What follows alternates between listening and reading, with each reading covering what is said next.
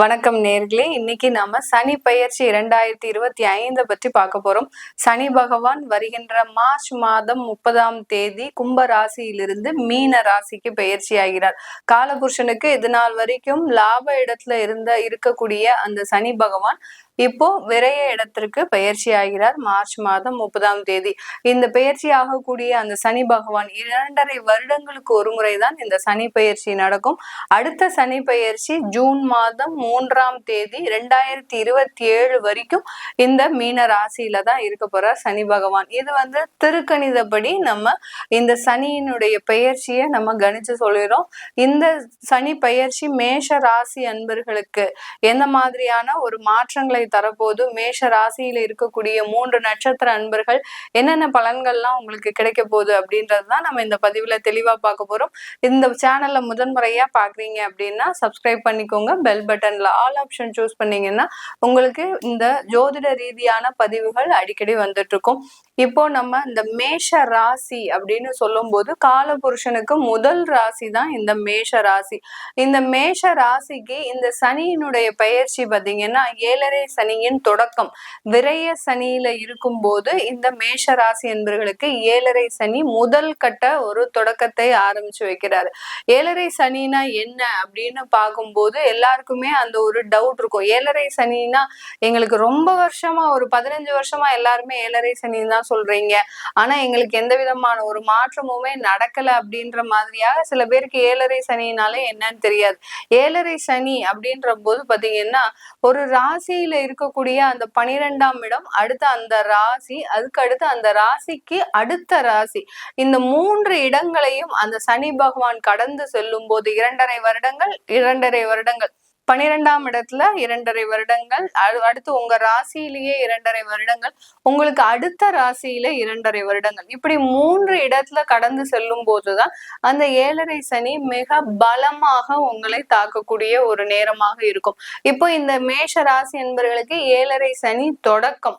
இந்த 7.5 சனி தொடக்கம் விரைய சனியாக தான் இந்த சனி பகவான் பயிற்சி ஆகிறார். முதல்ல இந்த சனி பகவான் மீன ராசியில இருந்து அவருடைய பார்வை எங்கெங்கெல்லாம் படுது அப்படின்னு பார்க்கும்போது முதல்ல மீன ராசியில இருந்து அவருடைய பார்வையாகப்பட்ட அந்த 3ஆம் இடம் சொல்லக்கூடிய அந்த ரிஷப ராசியில, அடுத்து 7ஆம் இடம்னு சொல்லக்கூடிய அந்த கன்னி ராசியில, அடுத்து 10ஆம் இடம்னு சொல்லக்கூடிய அந்த தனுசு ராசியில இந்த சனி பகவானின் பார்வை மீன ராசியிலிருந்து படுது. இது இந்த மேஷ ராசி என்பவர்களுக்கு எந்தெந்த இடத்துல எல்லாம் விழுது அப்படின்னு பார்க்கும்போது 2ஆம் இடமாகப்பட்ட அந்த தன குடும்ப வாக்கு ஸ்தானத்துல விழுது.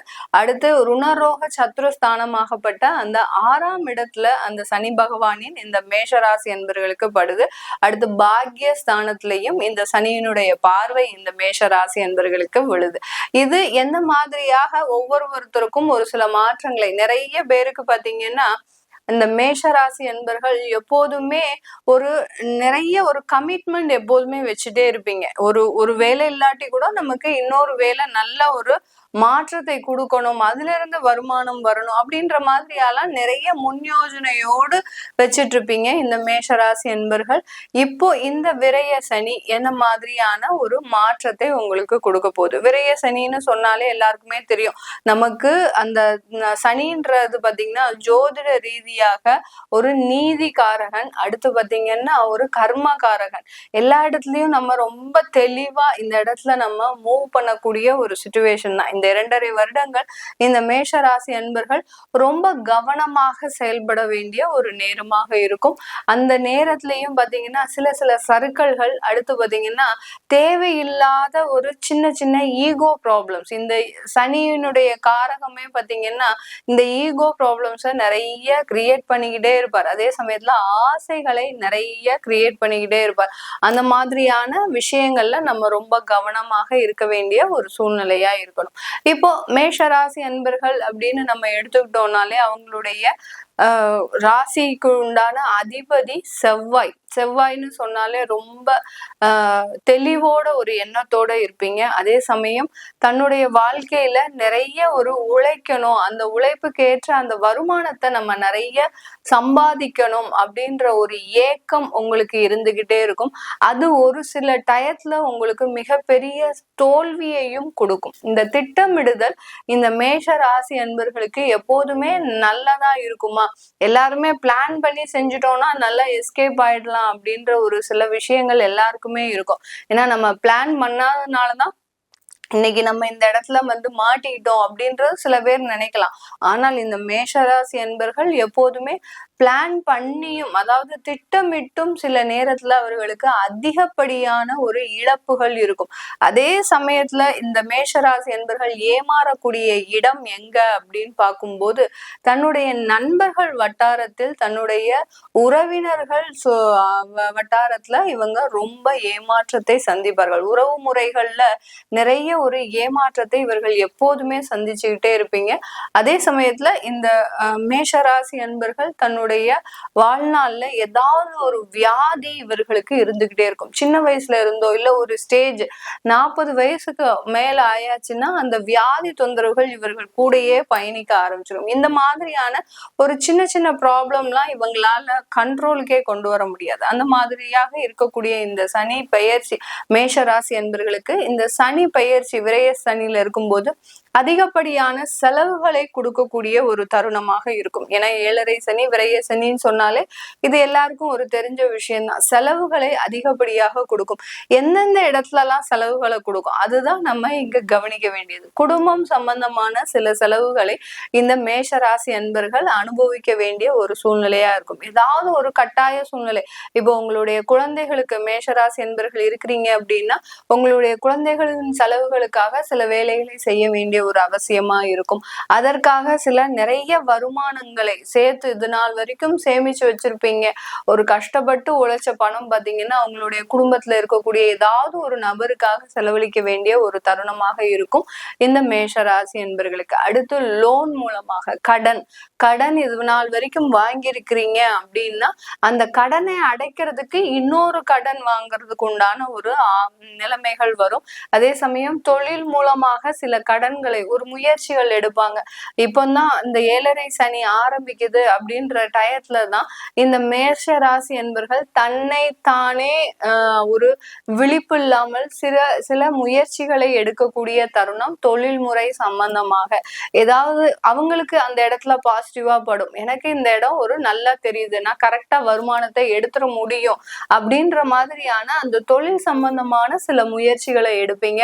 அதற்காக கடன் வாங்குறது, கடன் மூலமாக சில தேவையில்லாத இழப்புகளை சந்திக்கிறது, இந்த மாதிரி எல்லாம் இந்த மேஷராசி அன்பர்கள் இந்த காலகட்டத்துல 2027 ஜூன் வரைக்கும் இந்த மாதிரியான முயற்சிகள்ல உங்களுக்கு பண இழப்புகள் ஏற்படக்கூடிய ஒரு நேரமாக இருக்கும்.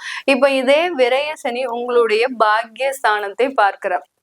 அந்த கர்மகாரகன் நீதிகாரகன் உங்களுடைய பாக்கியஸ்தானத்தை பார்க்கும்போது என்ன ஆகும் இந்த காலகட்டத்துல?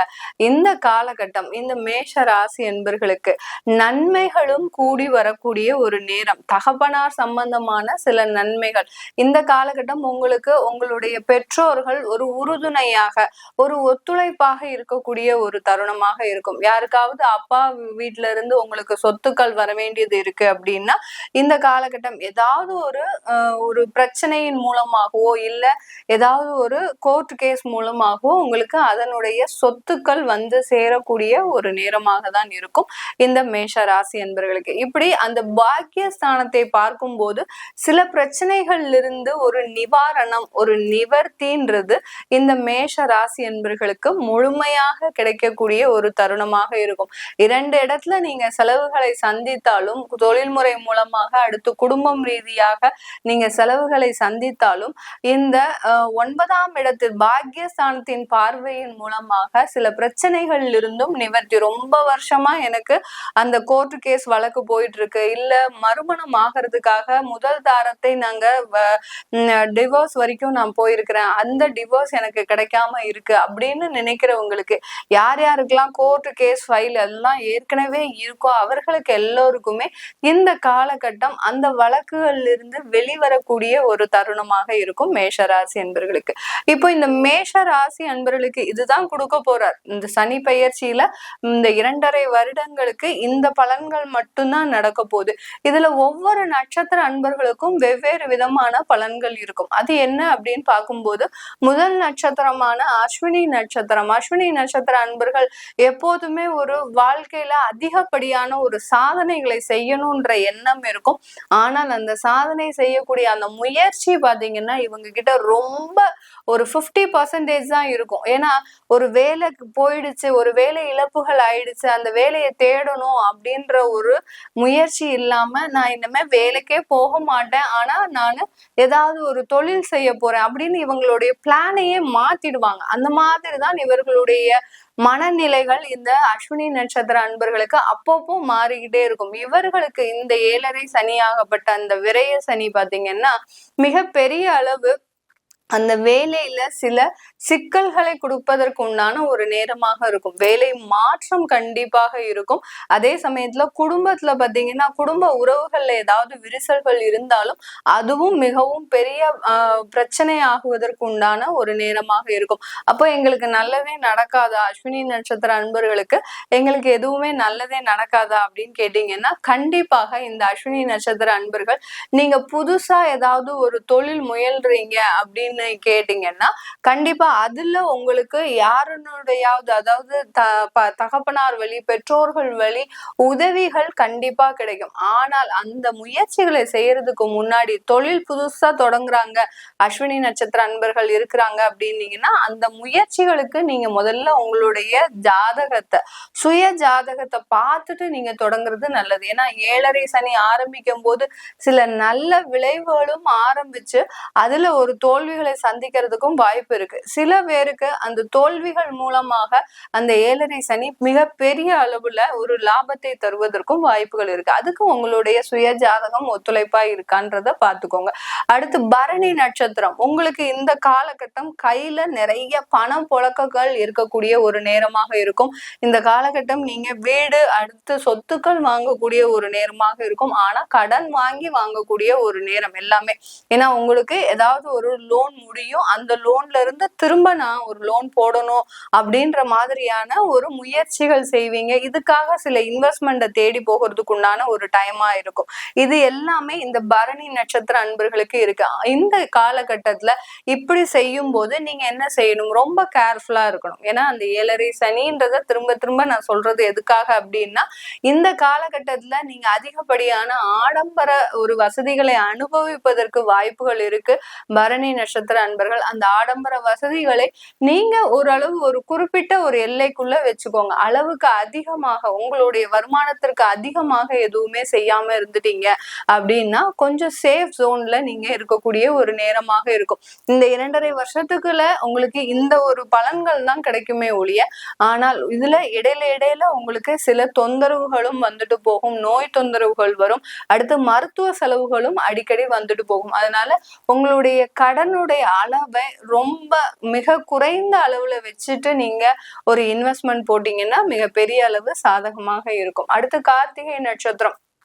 கார்த்திகை நட்சத்திர அன்பர்கள் உங்களுடைய தொழில்ல மிக பெரிய அளவுல இந்த காலகட்டம் உங்களுக்கு மிக பெரிய அளவுல ஒரு பொருள் நஷ்டம் ஏற்படுவதற்கு உண்டான ஒரு டைமா இருக்கு. அதாவது ஏதாவது ஒரு விரயங்கள் அந்த தொழில்ல ஏதோ ஒரு பொருள் இழப்புகளோ இல்ல அந்த தொழிலாளர்கள் மூலமாக ஏதாவது ஒரு செலவுகளோ வருவதற்கு வாய்ப்புகள் இருக்கு இந்த கார்த்திகை நட்சத்திர அன்பர்களுக்கு.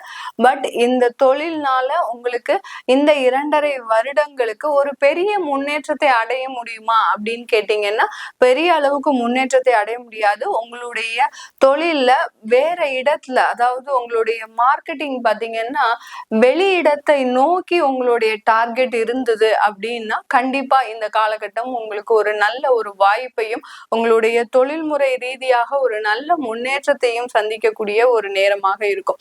இந்த சனி பயிற்சி இந்த மேஷ ராசி அன்பர்களுக்கு, அதாவது 65 வயதுக்கு மேல இருக்கிறவங்களுக்கு எந்த மாதிரி மாதிரியான பாதிப்பை கொடுக்கும் அப்படின்னு கேட்டீங்கன்னா, இந்த காலகட்டம் 65 வயதை தாண்டி இருக்கிறவங்களுக்கு உடல் நலன்ல கண்டிப்பாக தொந்தரவுகள் வரும். அடுத்து பாத்தீங்கன்னா உங்களுக்கு மருத்துவ செலவுகள் அடிக்கடி ஏற்படக்கூடிய ஒரு நேரமாக இருக்கும். இந்த காலகட்டத்துல நீங்க தொழில் செஞ்சுட்டு இருக்கிறீங்க அப்படின்னா பெரிய அளவு முயற்சி செய்து அதுல எந்த விதமான ஒரு இன்வெஸ்ட்மெண்ட்டும் பண்ணாதீங்க. பண்ணுனீங்கன்னா அதுல தேவையில்லாத பாதிப்புகள் உங்களுக்கு கண்டிப்பாக வரக்கூடிய ஒரு நேரமாக இருக்கும். இது எல்லாமே நம்ம மேஷராசி அன்பர்களுக்கு கோச்சார நிலவரப்படி பலன்களை கணிச்சு சொல்லியிருக்கிறோம்.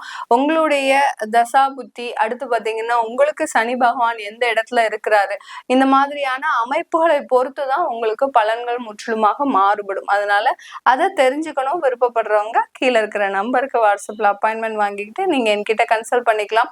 உங்களிடமிருந்து விடைபெறுவது உங்கள் ஆஸ்ட்ரோ பூர்ணா. நன்றி, வணக்கம்.